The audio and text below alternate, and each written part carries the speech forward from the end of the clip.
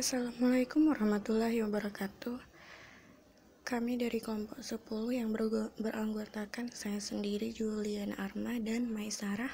Kami akan membahas tentang makalah kami yang berjudul tentang BCCT atau Beyond Center and Circle Time. Yang pertama kali akan dibahas oleh saya sendiri. BCCT ialah pengembangan pendekatan Montessori, Highscope, dan Reggio Emilia. Model ini dianggap cocok diterapkan untuk anak normal maupun anak yang memiliki kebutuhan khusus. Model ini ditemukan dan dikembangkan oleh Pamela, yaitu tokoh pendidikan di Amerika. Di Indonesia sendiri, model ini telah diterapkan di Sekolah Al-Falah, Jakarta Timur, yang langsung dibina oleh Creative for Childhood Research and Training atau CCCRT. Model pembelajaran BCCT. BCCT merupakan model pembelajaran yang diterapkan di PAUD yang dianggap sebagai model yang tepat untuk anak usia dini karena pembelajaran ini berfokus pada anak serta dilakukan pada sentra main dan saat anak dalam lingkaran sehingga anak mampu menemukan pengalaman belajarnya. Pengertian BCCT. BCCT pada dunia PAUD lebih dikenal dengan sentra dan lingkaran. Metode ini berfokus pada anak yang dalam proses pembelajaran. Model ini berpusat di sentra main serta pada saat anak dalam lingkaran, menggunakan pijakan untuk mendukung perkembangan anak. Tujuan dari BCCT. Ada dua tujuan dari BCCT, yaitu pertama, untuk merangsang seluruh aspek kecerdasan anak melalui permainan yang lebih teratur. B. Merangsang anak untuk aktif, kreatif, terus berpikir dan selanjutnya akan dibahas oleh Maisarah. Assalamualaikum warahmatullahi wabarakatuh. Saya pemateri yang kedua ingin melanjutkan pembahasan dari pemateri kita yang pertama. Jadi di sini saya akan membahas tentang bentuk-bentuk sentra dalam BCCT. Jadi di sini pada umumnya sentra-sentra bermain pada satuan pendidikan anak usia dini adalah sebagai berikut. Yang pertama ada sentra persiapan. Jadi sentra persiapan merupakan sentra tempat bekerja dan memberikan kesempatan kepada anak untuk mengembangkan intelektual, motorik halus, dan keaksaraan yang diorganisasikan oleh guru. Jadi yang kedua ada sentra balok. Jadi sentra balok ini merupakan sentra yang memberikan kesempatan kepada anak untuk mengembangkan kemampuan sistematika berpikir dengan menggunakan media pembangunan teks struktur. Yang ketiga ada sentra bermain.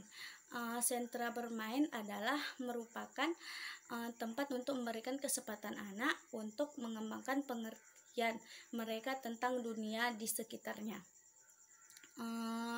Ada kemampuan bahasa, keterampilan mengambil sudut pandang, dan empati melalui bermain peran.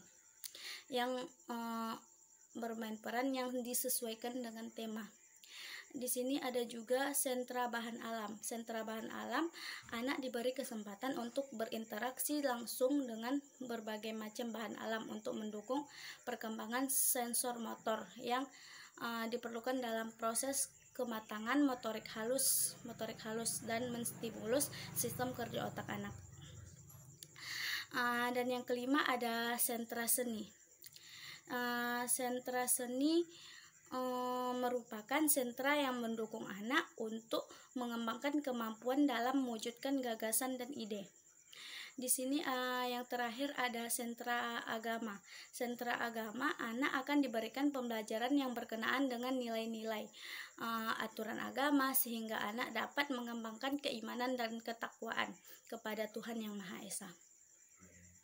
Selanjutnya saya akan membahas tentang perencanaan pembelajaran BCCT. Jadi di sini ada beberapa yang perlu diperhatikan dalam perencanaan pengelolaan kelas, seperti seperti penataan sarana dan prasarana ruangan harus disesuaikan dengan kegiatan yang akan dilaksanakan. Yang kedua ada pengelompokan meja dan kursi sesuai dengan kebutuhan sehingga setiap anak memiliki ruang yang lebih leluasa. Jadi di sini yang C, dinding kelas dapat dipergunakan untuk menempel hasil karya anak, sumber belajar, tetapi jangan terlalu banyak sehingga dapat mengalihkan perhatian si anak. Di sini yang terakhir ada peletakan alat permainan.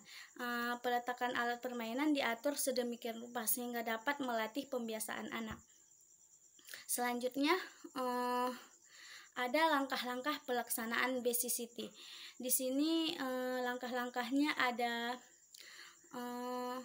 yang pertama ada pijakan lingkungan bermain.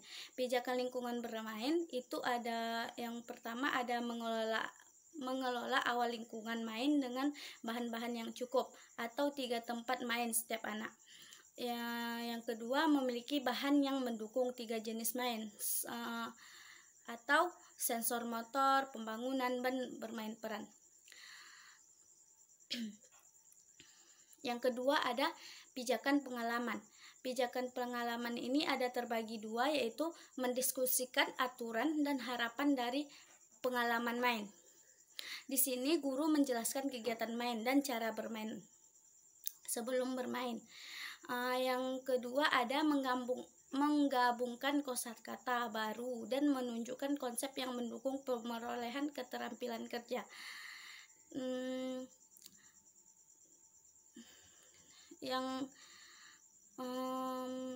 Yang ketiga ada pijakan pengalaman selama bermain.